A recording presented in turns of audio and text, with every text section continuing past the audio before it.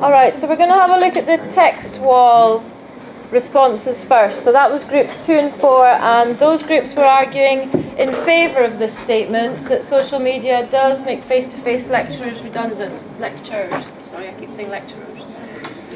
Yeah, come on. Okay, I don't know which group's which. I guess the top one is group 4. Yes. Yeah, and the second entry is group 2.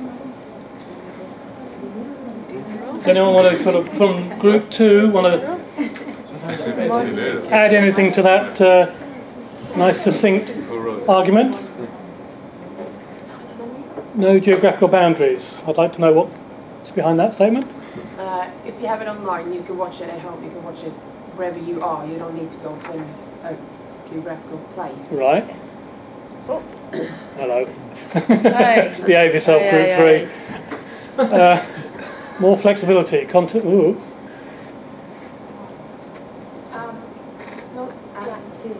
More flexibility, which means one can post how many information or details they want. They aren't restricted in terms of a lecture session. They can go more into details, and the flexibility also is the same in terms of teaching. So post more details, go further into different subjects than staying on the surface in a normal lecture. Yeah, I think flexibility and anytime access, they kind of go together, don't they? Because we're busy people now, aren't we? We don't... It's more for students. Yes. Like if they want to look up something, they can go back to the platform the social media platform. And the flexibility is maybe more for teachers who can give information and to students. Okay, just some other interest. In that group, is that also the kind of communal feel that you had for what you would say if you had an open chance to answer the question? Were you actually for that? I was more against. Okay. There was a difference of views inside the group anyway. That's interesting. Okay. Okay. So group 3? No. 4. Another 1.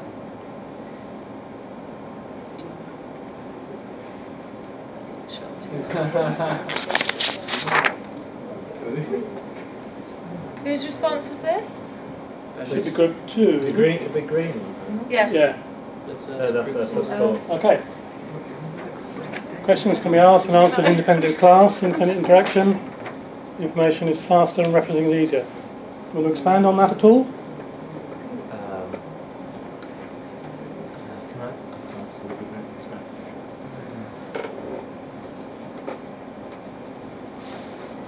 Well, I think the saving time and money one. De Niro.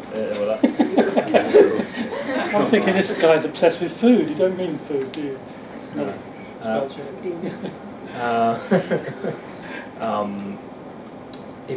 If you don't have to go to class, there's certainly travel costs implication there. Again, we kind of talked about this geographical boundary thing.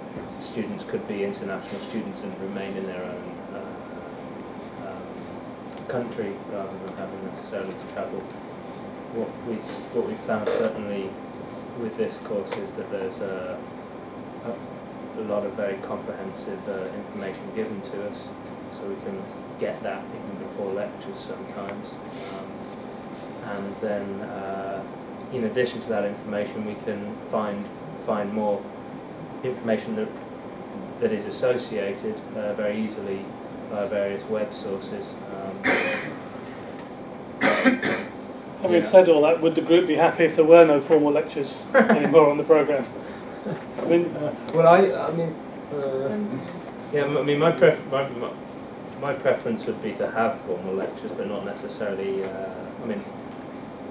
Not necessarily where we have to be in the classroom. Because I like the idea of experimenting with things like Skype in the classroom, or other video conferencing facilities, where you can still have an interaction but not have to be there to interact. So I'll say this before the other two groups have a chance to have their say, but what we can't work with is the possibility of complementary delivery. There is a place this is just my point of view coming forward here, that there is actually a place for lectures. blend. There's also a place for other stuff as well.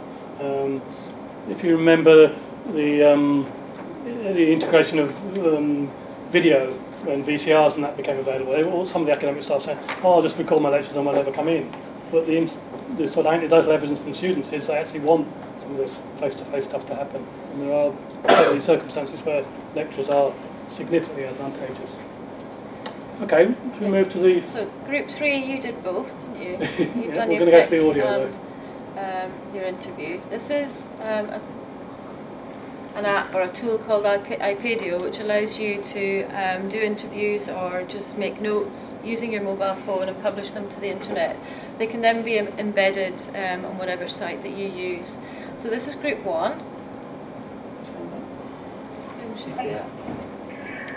This is group 1, and we are arguing against the statement social media makes face-to-face lectures redundant. There are 3 main reasons we feel this way. The first one is that social media complements the lecture. It enables us to share ideas and for our lecturers to give us further tips and ideas on our studies. For instance, videos via YouTube. It allows us to continue our personal contact with our lecturer. Nothing can replace that personal contact. Furthermore, it allows us to socialise and prepare for further employment outside of university. Okay, just to re-emphasise, that's just using a mobile phone, a little bit of software that's embedded in by having a dial-up already preset with a code attached to it, and just using it to record that message. And it's been automatically sent up to this website, which we've got logged. And say, as Kirsteen explained, you could use the URL in other situations and use it. Colleagues might use it for audio feedback for their students, whatever it might be. But I just think it's a really useful tool for doing this kind of activity.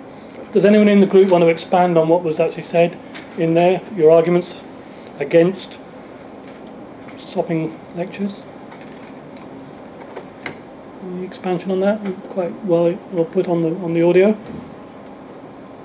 Okay, group 3.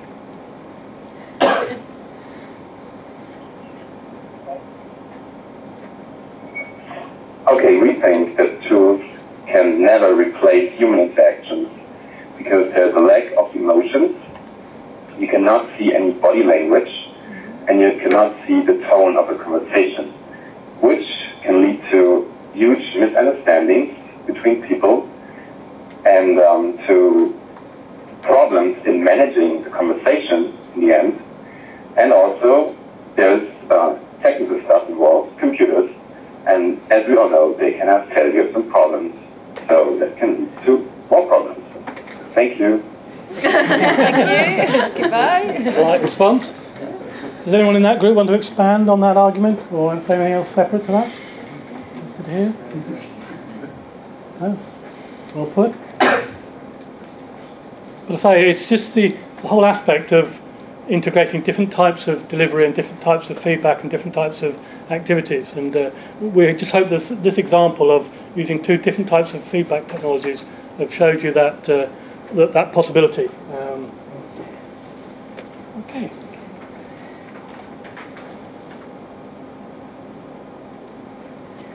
Just very briefly, we shouldn't really have a discussion about the use of social media without having a little bit of a think about our digital footprints. And obviously we've all seen examples of horrendous things that people might have put on Facebook and how they've been caught out. But the sort of pitch that we're taking is it's the employability angle. And more now, as you can see from the press, that employers are looking at your social media profile. They're taking into account, they're doing a search on you as a potential employee to see what your activity is like online. And even worse than that, when you actually are successful in getting that job, they'll be watching what you're doing potentially when you're at work as well. And then I found this link just at the end of last week from a legal site, which you probably can't read very well, can you? But it's suggesting that there are legal implications now of what we do online and rights that employers have in terms of us inadvertently passing on a message to our friends about how horrible our boss is. If that's picked up by anybody, we would potentially be liable.